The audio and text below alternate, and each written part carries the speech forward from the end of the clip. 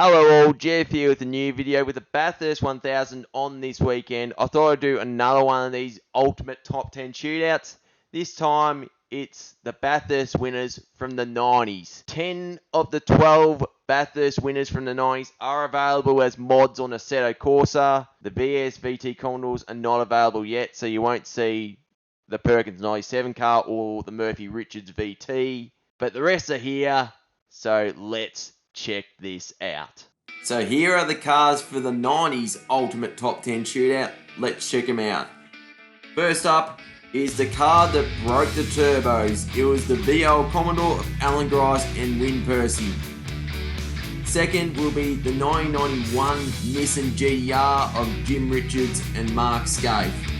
Then it'd be the Winfield sponsored Nissan GTR of Mark Scaife and Jim Richards, a car that crashed but still won. 93 was the beginning of the V8 era, and the winner would be a Castrol VP Commodore powered by a Holden engine driven by Larry Perkins and the late Greg Hansford. Next up, it was Ford soon, and it'd be Dick Johnson's third Bathurst victory, his second alongside John Bowe. 1995, Larry Perkins would win again, this time with the enforcer Russell Ingall for an amazing come from behind victory. 96, the dominating display of Craig Lowndes and Greg Murphy in their HRT VR Commodore.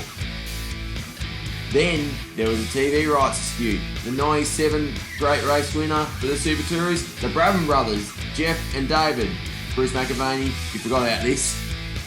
1998, it'd be the Rickard Rydell Jim Richards Volvo S40 that would end up winning after an intense battle for Jim after battling son Stephen Richards all day. And last would be, I know, this car burnt to a crisp in 96, but 2 years later Jason Bright and Stephen Richards would use this car as a Pirtek EL to grab a very unexpected victory. Right, first cab off the ranks. The Win Percy Alan Grice VL Commodore, first victory for the Holden Racing Team, or what's now known as Walkinshaw Andretti United. A car that would break the Sierras and the debuting Nissan Skyline GTR by going as hard as they possibly could all day. Obviously it wasn't as fast as the turbocharged lot, but the turbos broke, and this would go on to take a very surprising victory. An underdog story, never thought it would happen, especially since this was very low on power compared to the others. And then again, there was another Commodore that was strong that day, which was Larry Perkins Thomas Zero car. Probably would have won it if it wasn't for a safety car issue, but this has become a part of touring car folklore, the VL Walkinshaw. A dog of a car when it started racing. You know, Tom Walkinshaw, Jeff Allen, suspension failing very early on in that race in 88. That very car would go on to win the great race 2 years later. Yep, you heard right. But here we go. To the top of the mountain, where this was better up the top compared to the others. Weird saying that being a V8. It just shows how much power, how much little power this had compared to the others. And also the VL Walkinshaw, with the row going form, probably the race going form as well, as we get a lot of power out of the Forest Elbow. First fuel injected V8 in a Holden as well, so that's another thing to note, in case you didn't know. But yeah, the plastic pig was a dog of a car, became a god of a car 2 years later in 1990. Braking hard for the chase, could really brake very late in his car compared to the other Group A's. Oh, nice out there. Oh, very nice. What's this going to do? Come on, let's go. Oh, alright, so it's a 217.894. Got no idea why the ghost car's on. Didn't even notice it anyway. But on to the next one, shall we? Time for Godzilla. The Nissan Skyline R32 GTR. that Jim Richards and Mark Skaife would dominate in to win the 1991 Bathurst 1000. Especially on wide open tracks like Bathurst, this car, you know, was dominant. Nothing could touch it unless it was reliability or braking issues like 1990, but all those issues were resolved and Skaife wasn't riding any more of these things off. Go into there. Jim Richards winning the Touring Car Championship that year and won these things. Then Skaife in the next year when they picked up the Winfield sponsorship, which helped them a ton. Once they were forced to ditch the GTRs because the turbos were banned. And then Winfield sponsorship was gone and Gibson Motorsport was basically screwed for a couple of years. But this thing is so easy to... It's a lot easier to drive than the wall control. You've got that all-wheel drive, pull you through corners, but if it's raining, this thing's unstoppable. This thing gets sketchy at the S's. We go right there into the dipper, taking in third gear because of the way this thing's geared. Now it's a fire salvo. Now, this 91 winner is the Assetto mods version. The 92 Winfield car is a different mod. But I can tell you this right now, this is probably the best representation of a Group A GTR you can get anywhere on a Assetto Corsa. There is one that does like 200 mile an hour before you even get to the king of the chase. And doesn't even sound like an RB26. So you need a sound mod for that. That's like the Calsonic and the STP liveries. But trust me, this is the best Group A GTR in a Assetto Corsa you can get. What can we do here? Oh, 2:15.7. Woo! I mean, yes, this was doing 2:12s in real life, but trust me, my best before this was a 17, so I'll happily take that. Time for the Winfield sponsored Nissan GTR that won Bathurst in the hands of Mark Skaife, Jim Richards in 1992, albeit crashed to victory after the red flag incident. But the red flag came out before the crash happened. But yeah, a bit controversial there. But one problem with this mod of the GTR is not just the mirror on the right, but the straight line speed. No 6 gear, 220 k's is all you can get.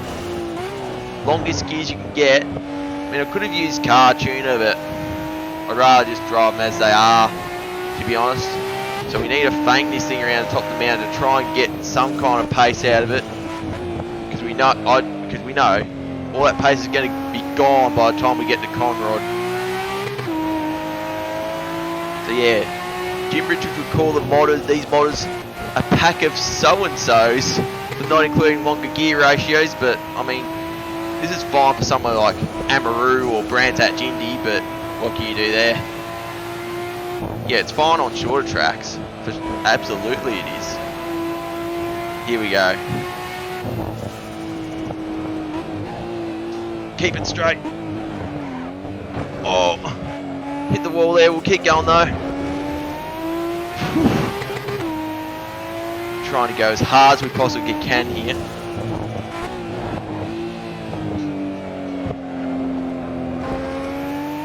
There we go.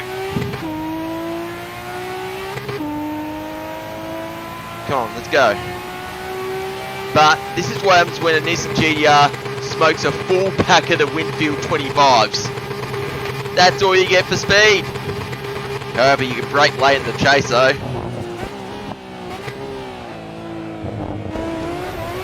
Oh god. Oh, really fang this thing. Here we go.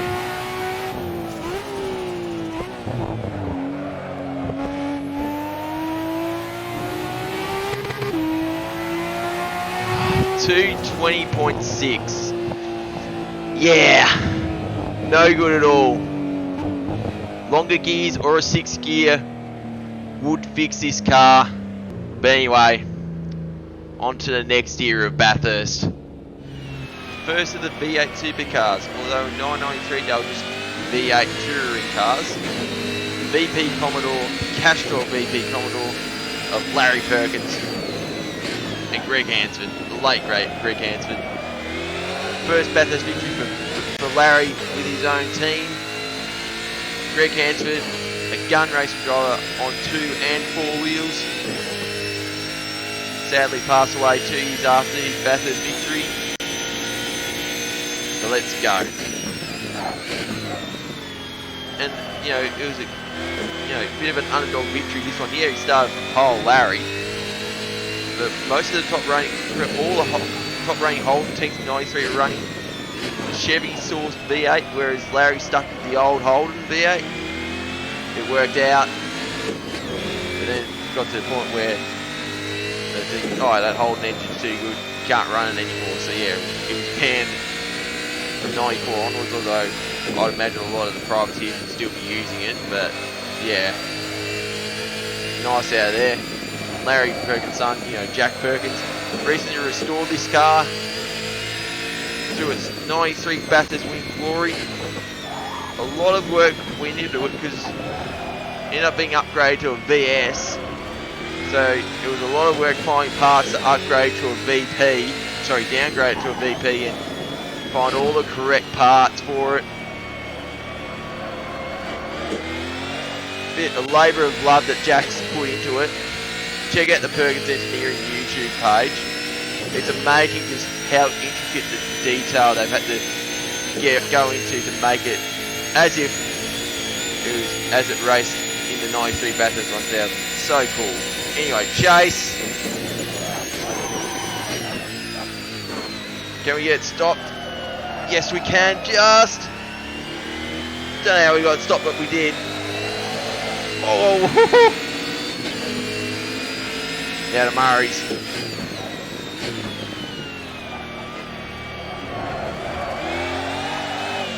Get.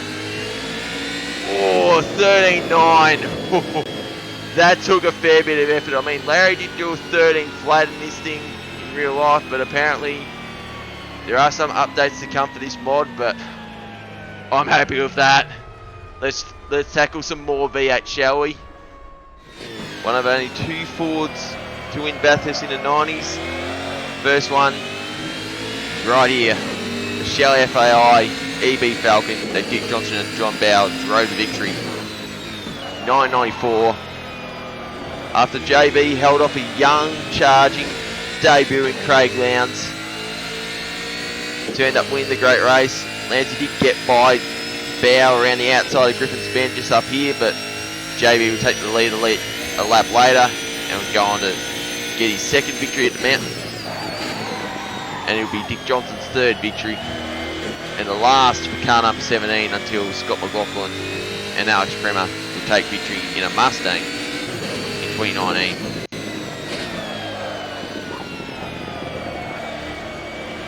Very sketchy, this thing. I do feel the VPs and EBs are a bit heavier than the VRs and EFs on AC, like these particular mods anyway. That's just how I feel. Oh, bit of a slide on. There we go. Oh.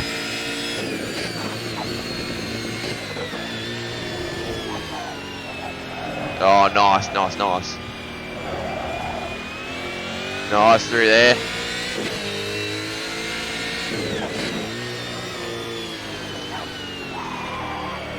Always get loose, breaking downhill for Forest Elbow. As we get a bit of a slide on now to Forest Elbow. Luckily we didn't send ourselves to the trees on the right like what happened to Dick in 1983. Who doesn't remember that incident? It's crazy because Peter Brock gave him a lift back to the pits and Dick doesn't even remember it.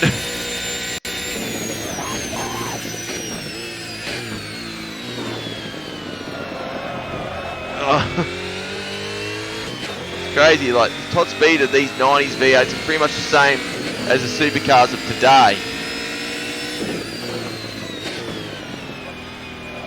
What time's this going to be? Alright, 2:13.4. Put that in context, Dick Johnson did a 13.6 in this thing in 94, although he smashed the wall on the outside of the cutting. But anyway, there's more of these V8 supercars before they were known as V8 supercars to come. Another Castrol Perkins Commodore, this time the 95 VR Commodore that Larry and the enforcer Russell would somehow win the race after popping a flat tyre from contact with Craig Lowndes. We put him last in a lap down after lap 1. They'd fight hammer and tong to get back on the lead lap and would take the lead towards the end after Glenn Seaton blew his engine inside of the finish. I still remember Mike Raymond screaming Larry Perkins when I was watching that as a kid. That name, Larry Perkins, was stuck in my head for the rest of the night. That's for sure.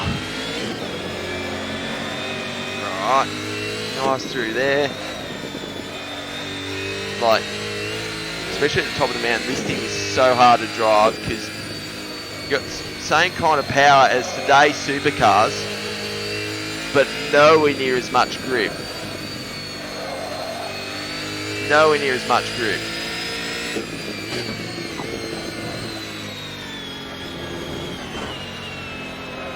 As Larry Perkins would say, I mean, he did say this about the GDR, but you could say the same about a modern supercar. Oh, that's a racing car, not a touring car. This is definitely more of a touring car than a supercar is now. Oh. Little oversteer moment out of the elbow. You've got to be on your toes in these things. I remember getting these things signed by Larry Perkins years ago. He was surprised that a young bloke like me would want a lot of stuff signed by an old fella. He's definitely a larrikin in real life, that's for sure. What kind of time is this going to be? Oh God. Alright. That was sketchy, but it's quicker than the VP from earlier. 13.2. Could definitely have gone quicker, but you really got to manhandle these things. And there's more of this to come. Time for second Holden Racing Team Commodore to win the great race in the 90s. Craig Lowndes and Greg Murphy dominating in this car. 996. Whew. That was scary in the hell corner. Very scary. Very sketchy, I mean. Sketchy. Dominating year for Lowndes in 96. Touring Car Championship, Sandown 500, Bathurst 1000 in the same year. Only Peter Brock had done that previously. The coincidence, Peter Brock was Craig Lowndes' mentor and friend, so, and there was actually a lot of Lowndes about Brock in the way, in his presence and demeanour, that's for sure. He gives a smile even when the going's tough, so yeah. And Peter Brock was kind of like took the same approach. He was happy to speak to the pit reporters and all that, even if it was like a tough day. Well, close to Peter Brock's 9 victories, but Lowndes has got 7. Still an absolute legend of the sport. And Greg Murphy, 4 victories. Probably most memorable of his 2003 lap of the goal to pole position. Very dominant in that race. The next day. But yeah, both are legends. Lowndes, Aussie legend. Murphy, Kiwi legend. Oh. So sketchy at the elbow. Any car you drive. Oh, the oversteer moments here. I don't know what the chase is going to be like, especially around Forest Elbow. Like, you barely keep the thing on the track. Anyway, here we go.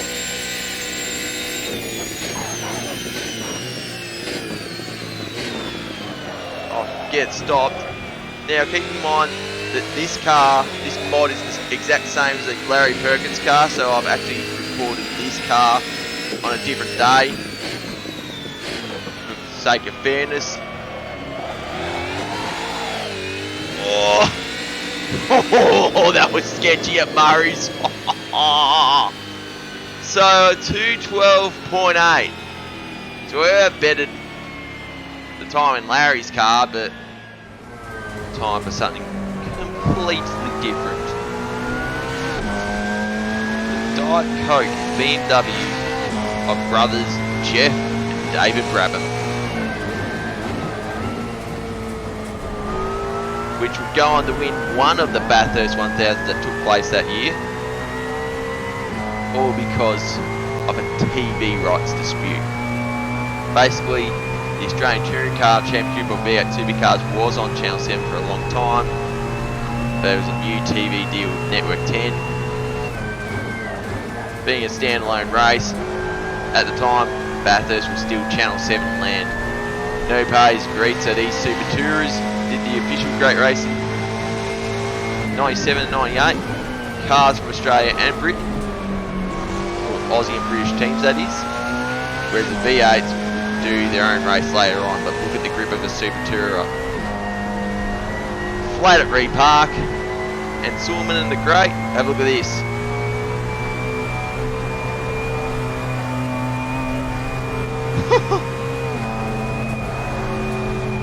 Tiny lift at McPhillamy, and that's it.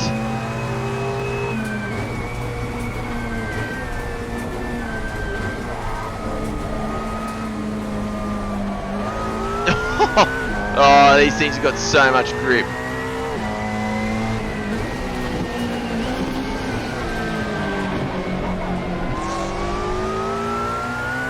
But yeah, second sector, these things destroy the V8s of the day. Also, they don't have the power of a V8, and it quite clearly shows at Mountain Straight and Conrod. Like the Larry Perkins and Craig Lance cars, they were doing 300, right about here where we're going and hit 260.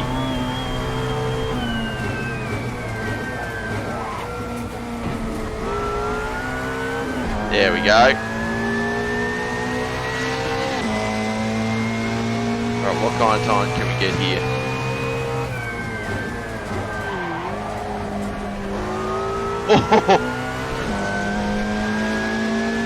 Alright, a 2 minute 15.356, which is destroyed the pole time from that 97 race. But we've got another one of these Super Tourers. Let's bang that around. Time for another one of the Super Tourers. This time, the Volvo S40 that Rickard Rydell and Jim Richards would take the victory in 1998. The first Bathurst 1098. Now you've seen this car already on the channel when I tried to beat the Rydell 2:14.9 shootout lap on Assetto Corsa at Bathurst. That was a different Bathurst track mod though. This is an ACC port, so pretty much the most accurate Bathurst you can get in sim racing. So the results should be different here, but geez, this car is an absolute weapon. It is so quick and it is so much faster than the BMW as well. The front wheel drive probably helps in that. Yes, I got a little bit of lift off oversteer there, but I think the front wheel drive kind of saves you at the top of the mountain. You have less oversteer modes, means you know you can afford to be flat on the throttle a bit more. The front wheel drive kind of saves it. This in the Mini from 66, oh, a bit of a wall tap there, we'll keep going though. This in the Mini from 66, the only front wheel drive cars to win Bathurst.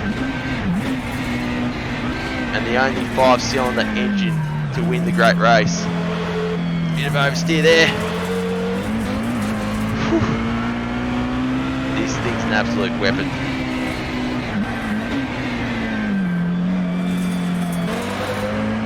Oh, this is going to be a very quick time, that's for sure.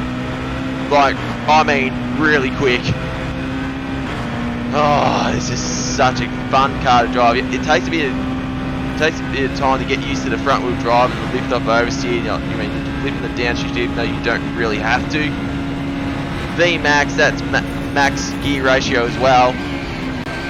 In the chase, a little bit of lift off oversteer. I think we got away with it though.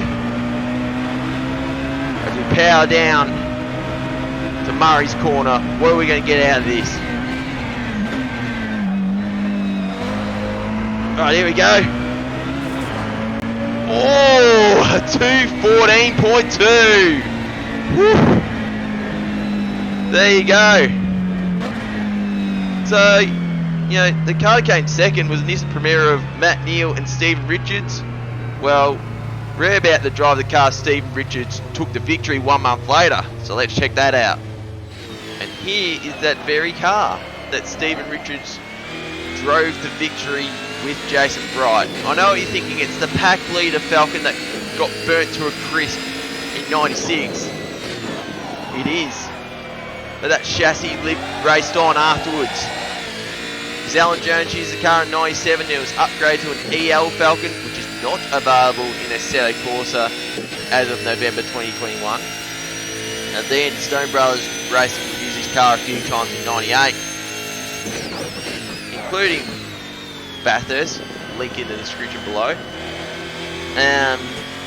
So yeah, they crashed the car in practice, so Bry just simply put in an insulation lap in qualifying. Would have ended up putting him 15th on the grid. That's such a sketchy cutting. Their qualifying time was in fact slower than the Rydell Shootout lap in the Volvo that we just saw. So that Volvo would have been 15th in the V8 race. How crazy is that? But a lot of things went Stone Brothers' way in 98. Glenn Seaton had issues. Longhurst, Nick Johnson, they were involved in wrecks. Scapey put the car in the sand. And yeah, it was an underdog victory in a sense. And that's not what people remember about the number 4 Pirtek Ford. Oh, that's sketchy out of the elbow. When most people think of the number 4 Pirtek Ford, they think of Marcus Ambrose. He won all those championships. Never won Bathurst. But yep, Jason Bright, Stephen Richards, and I'm pretty sure Stephen Richards was the first person to win Bathurst in a Ford and a Holden. Because he'd win with Murph the next year in a Commodore. Driver, that is. This is sketchy. I don't know what time this is going to be.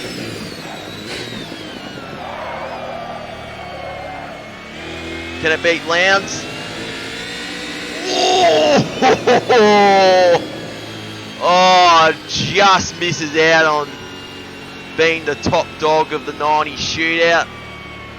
Whoa, had to work for that one. But all these cars are so close, it's crazy. There you go.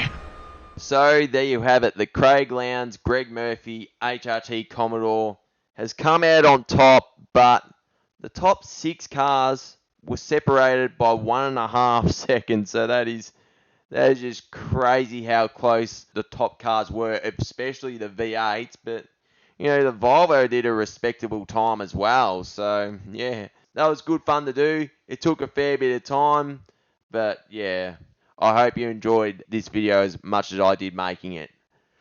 But anyway, if you did like the video, I appreciate giving me the thumbs up.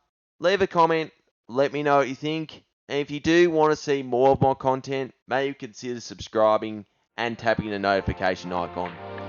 Anyway, this is Jeff here. Happy racing. Cheers.